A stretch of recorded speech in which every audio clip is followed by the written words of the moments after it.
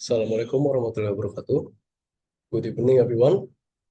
In this video, I would like to talk about an article or a journal that I just made, which the journal uh, talk about the identification of ceramic table cabinet cover care in building L3 Materials Testing Laboratory, State University of Jakarta.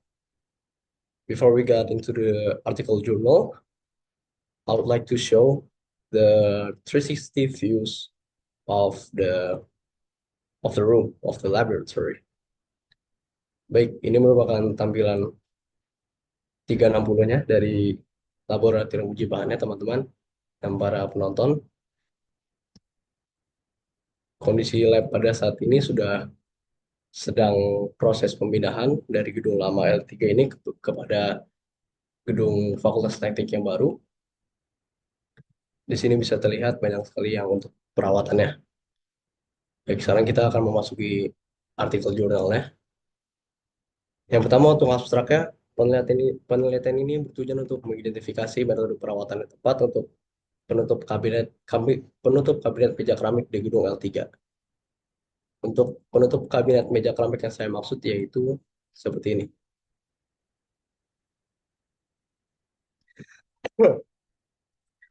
Nah, kerusakan di sini tuh berupa pecahan keramik dan kelemahan pada struktur penopangnya yang memerlukan tindakan perawatan untuk tetap menjaga stabilitas meja dan fungsionalnya tetap eh, lancar untuk dipakai. Kemudian untuk metode perawatan yang diusulkan mencakup penggantian keramik yang rusak dan perbaikan penopang dengan penggunaan perekat sesuai standar SNI. Nah, di sini proses perawatannya diperkirakan memakan waktu 7 hingga 9 hari dengan biaya antara 1,5 juta rupiah hingga 2 juta rupiah. Dan di perawatan ini juga menggunakan K3 yang dimana contoh beberapa pihak yang akan dilibatkan seperti pengelola gedung, kontraktor perawatan, pekerja teknis, konsultan K3, dan pengguna laboratorium. Kemudian komunikasi antar pihak juga sangat penting, tidak hanya pada tahap pelaksanaan, tapi pada tahap perencanaan serta sampai tahap pemeriksaan hasil perawatan. Dan penerapan prosedur ketiga ini juga menjadi fokus utama untuk meminimalkan risiko kecelakaan.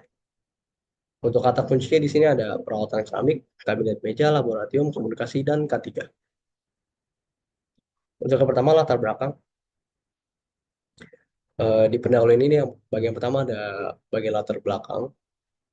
Untuk di sini penutup kabinet meja berbahan keramik di Gedung L3 Laboratorium Uji Bahan Universitas Negeri Jakarta itu merupakan elemen penting dalam mendukung kegiatan praktikum. Keramik dipilih karena sifatnya yang tahan panas, mudah dibersihkan, dan tahan terhadap goresan, menjadikannya material yang ideal untuk lingkungan laboratorium yang intensif. Namun, meski memiliki ketahanan yang baik, keramik tetap rentan mengalami kerusakan akibat penggunaan yang tinggi dan paparan bahan kimia. Nah, dari penggunaan bahan keramik ini yang sudah dijelaskan mengalami kerusakan akibat beban penggunaan bisa meliputi seperti retakan, goresan, dan noda yang sulit dihilangkan. Bahkan bisa sampai keramiknya copot. Bila kerusakan tersebut tidak segera diperbaiki, tentu akan mempengaruhi efektivitas atau kinerja para pengguna laboratorium sehingga meningkatkan risiko kecelakaan di laboratorium tersebut.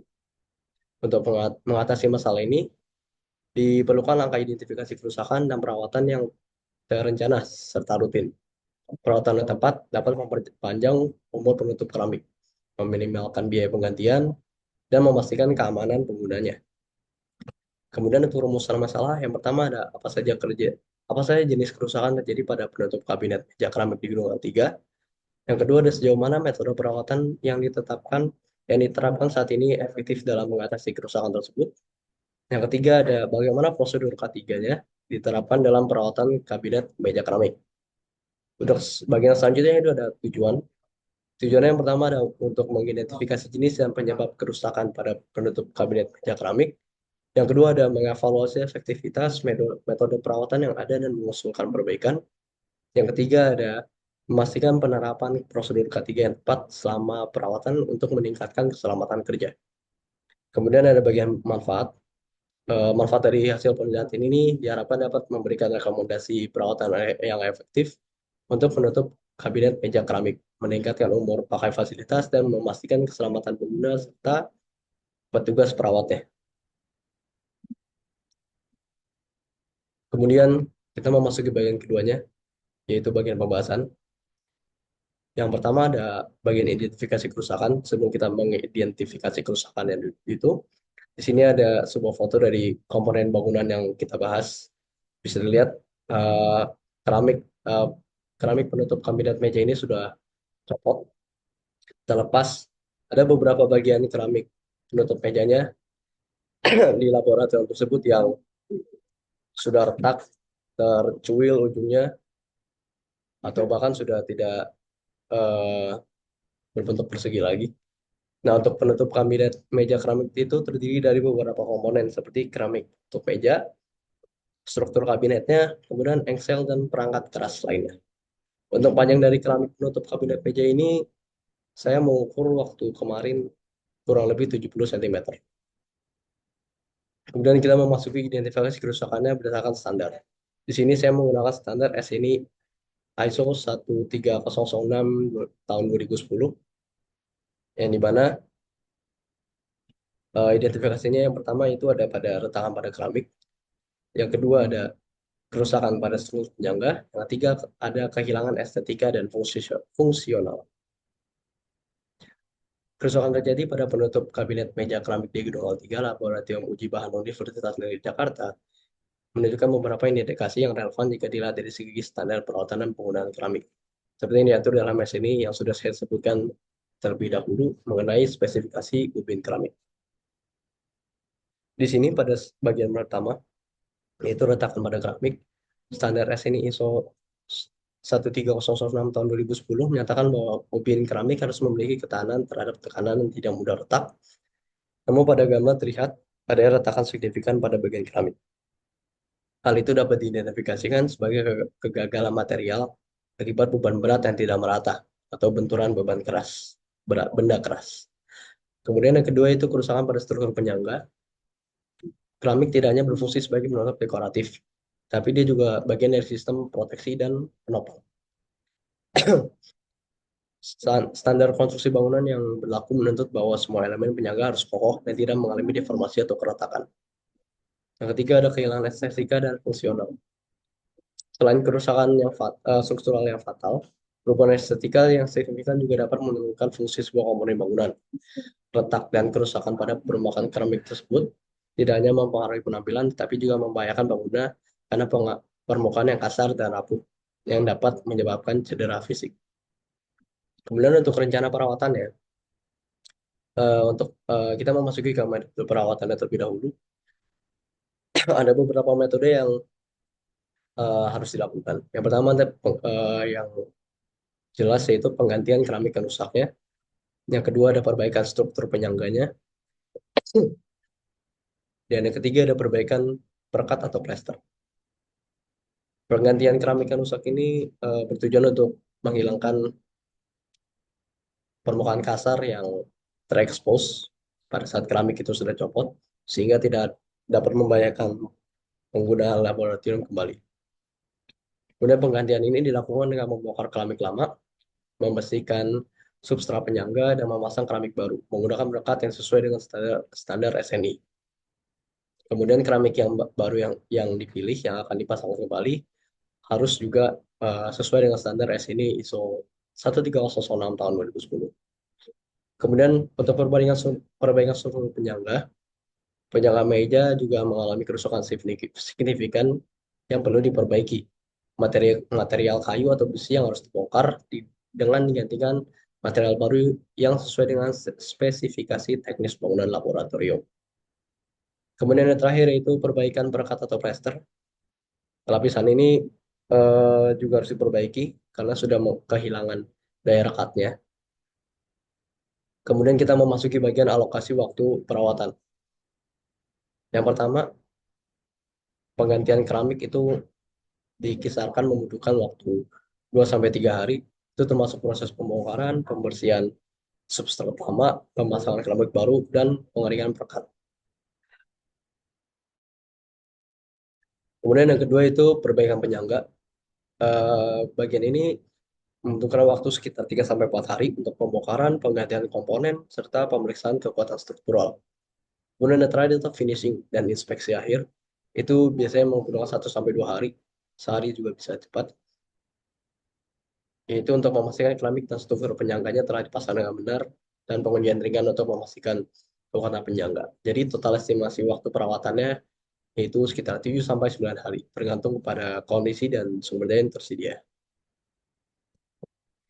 Kemudian untuk biaya perawatannya, yang pertama kita perkirakan untuk keramik baru, yaitu harganya 150.000 per meter persegi. Kemudian untuk material penyangganya kayu atau besi, yaitu 250.000 rupiah untuk perbaikan penyangganya per meter. Dan untuk perekat dan plester, yaitu 5.000 per proyek. Untuk tenaga kerja, diestimasikan sebesar 1 juta rupiah untuk satu tim yang terdiri dari 2 orang selama 7 sampai 9 hari. Jadi total estimasi biaya perawatannya sekitar 1.500.000 sampai 2 juta rupiah, tergantung pada skala kerusakannya. Kemudian untuk pelaksanaan perusakannya, yang pertama ada tahap pembongkaran, kedua ada tahap penggantian, dan ketiga ada tahap pengecekan dan finishing. Tahap pembongkaran seperti keramik yang rusak dan penyangganya yang sudah tidak layak dibongkar. Penggantian yaitu mengganti keramiknya yang lebih baru dan penyangganya yang baru. Kemudian untuk tahap 3 pengecekan dan finishing, eh, itu untuk mengetes komponen yang diganti apakah sudah sesuai standar dengan untuk menerapkan hasil kerja dan memastikan estetika sesuai dengan kondisi awal. Kemudian untuk pihak-pihak yang terlibat, di sini ada beberapa pihak yang terlibat. Yang pertama ada tim perawatan gedung, yang kedua ada konsultan teknis atau kontraktor, yang ketiga ada tim K3, yang keempat ada pengawas laboratorium. Untuk komunikasi antar mereka ini, pada saat pertama tahap perencanaan, yaitu pengelola gedung atau pengelola laboratorium memiliki tanggung jawab untuk memberi informasi awal mengenai kondisi kerusakannya, menentukan skala prioritas, serta mengkoordinasi jadwal perawatan. Untuk bagian komunikasi kontraktor perawatan, ia bertanggung jawab atas teknis pelaksanaan perawatan, termasuk dalam menyusun jadwal pengerjaan, metode perawatan, dan rencana penggunaan material. Untuk konsultan ketiga, dia untuk memeriksa potensi bahaya dan memberikan rekomendasi terkait APD kepada para pekerja. Dan untuk para pekerja, dia akan dilibatkan dalam tahap perencanaan untuk memberikan masukan terkait kondisi lapangan dan teknis perbaikan.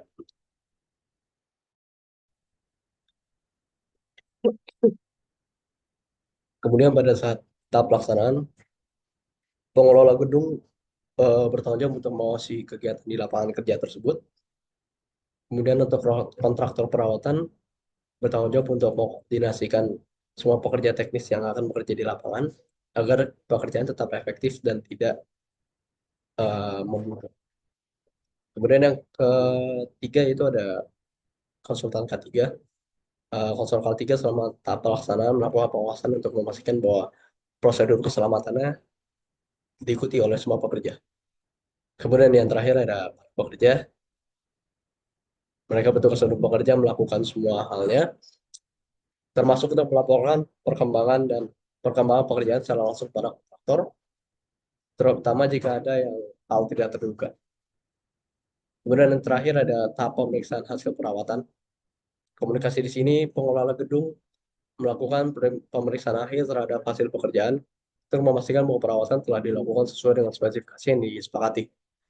Kemudian untuk kontraktor perawatan, mereka bertanggung jawab untuk menyerahkan laporan lengkap mengenai pekerjaan yang telah diselesaikan, termasuk dokumentasi kerusakan sebelum dan sesudah perawatan, serta jaminan kualitas pekerjaan. Kemudian untuk bagian ketiga, mereka memastikan bahwa area tersebut sudah aman digunakan setelah pekerjaan selesai. Untuk para pekerja teknis, setelah pemeriksaan selesai, mereka harus bersiap untuk melakukan penyesuaian atau perbaikan jika ada masukan dari pengelola atau konsultan ketiga. Kemudian kita masuk ke bagian berikutnya yaitu K3. Pada tahap perencanaan, K3 memiliki tanggung jawab seperti eh, melakukan identifikasi risiko berdasarkan ruang kerjanya yang akan diperbaiki. Kalau di sini seperti kabinet meja, maka para tim K3 akan mengidentifikasi risiko terkait bahaya meliputi pecahan keramik tajam, kerusakan struktur penjaga yang bisa runtuh, serta paparan debu atau material berbahaya selama pembongkaran. Kemudian untuk penggunaan alat pelindung dirinya yang harus digunakan para pekerja itu seperti sarung tangan anti luka, helm pelindung, sepatu keselamatan, serta masker untuk melindungi dari paparan debu. Kemudian untuk pengaturan area kerja, ini juga harus dipagari dan diberi tanda bahaya untuk mencegah orang-orang yang tidak berkepentingan masuk dan meningkatkan resiko kecelakaan. Kemudian untuk penyediaan alat pemadam kebakaran, ini untuk antisipasi jika ada penggunaan bahan kimia atau bahan kimia yang tumpah di area tersebut. Kemudian pada saat tahap pelaksanaan ketiga yaitu seperti pengendalian debu dan fragmen keramik, kemudian ada stabilitas struktur, kemudian ada pemasangan dengan standar keamanan, dan penyediaan rambu keselamatan. Di sini untuk ada identifikasi pada saat pelaksanaannya berdasarkan SKKNI. Yang pertama bahayanya yaitu jika tidak diperbaiki, tangan tertusuk atau terbesit ujung keramik. Resikonya itu tangan berdarah atau bisa sampai infeksi. Kemungkinan sedang, tingkat resiko rendah. Cara pengendaliannya itu untuk para pekerja tetap fokus dan menggunakan alat pelindung diri yang sudah disebutkan sebelumnya. Kemudian untuk tahap pemeriksaan hasil perawatan, setelah perawatan selesai, K3 juga harus melakukan seperti pemeriksaan struktural, kebersihan area kerja, serta verifikasi kesehatan dan keselamatan. Di bagian terakhir itu yang penutup, di sini saya mengambil kesimpulan bahwa berdasarkan hasil identifikasi kerusakan pada penutup kabinet meja keramik di gedung L3 Laboratorium Uji Bahan Universitas Negeri Jakarta, dan disimpulkan bahwa kerusakan utama terletak pada penutup keramik yang pecah dan struktur penyangga yang mulai melemah. Kerusakan ini memerlukan penanganan segera agar tidak mengganggu fungsi laboratorium, serta menjaga keamanan pengguna. Metode perawatan yang disarankan meliputi penggantian keramik yang rusak, perbaikan menjaga kabinet, serta penggunaan perangkat yang sesuai dengan standar SNI. Perawatan ini diperkirakan membutuhkan waktu 7-9 hari dengan estimasi biaya sebesar 1.500.000 hingga 2 juta rupiah, tergantung pada skala kerusakannya. Selain itu, aspek ketiga juga menjadi faktor penting yang harus diperhatikan selama proses perawatan, dari mulai tahap perencanaan, pelaksanaan, hingga pemeriksaan hasil pelaksanaan. Penerapan K3 ini dimulai dari tahap-tahap tersebut, sehingga dapat meminimalkan risiko bahaya baik bagi pekerja maupun pengguna laboratorium ke depannya. Kemudian terakhir itu saran untuk mencegah kerusakan serupa di masa mendatang, disarankan agar pihak pengelola gedung melakukan inspeksi rutin pada penutup kabinet meja keramik serta komponen penyangga lainnya. Perawatan rutin seperti pembersihan dan pengecekan integritas perangkat serta struktur dapat memperpanjang umur layanan komponen tersebut. Selain itu, penting juga untuk menyediakan pelatihan K3 bagi para pekerja dan pihak terlibat dalam kegiatan perawatan laboratorium tersebut. Dengan penerapan perawatan yang baik dan prosedur K3 yang ketat, diharapkan perbaikan kabinet meja keramik dapat meningkatkan fungsionalitas dan keamanan laboratorium dalam jangka panjang. Dan di sini eh, beberapa daftar pustaka yang saya gunakan. That is all I can say about the article journal that I've just made. Kurang lebihnya mohon maaf. Terima kasih atas perhatiannya teman-teman. Wassalamualaikum warahmatullahi wabarakatuh.